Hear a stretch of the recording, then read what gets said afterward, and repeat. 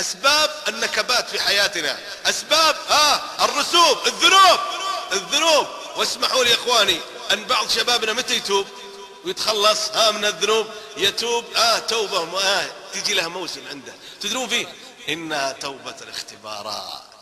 بعد أسبوعين يطلع ناس بطاعة جديدين، أستغفر الله، خاصة جاي من الرياضيات، يا رب نجح الله. أسبوعين من تاريخ التعبية مطوع من بداية الاختبارات، يا ربي يذاكر مطوع لو يغيب لي ماء المذن هذا بداله. صلى وسام الفتى لأمر كان يطلبه، فلما انتهى الأمر لا صلى ولا صام.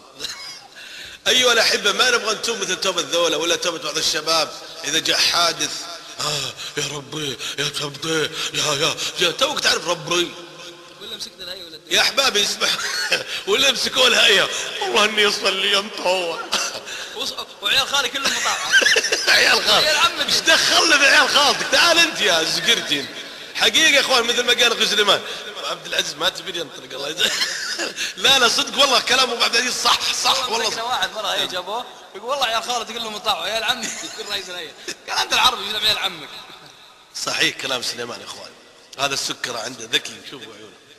انا ليش امشي معه؟ لان توصيل يعني. اي نعم. ولا توبة يا اخوان اختبارات، ولا توبة يا اخواني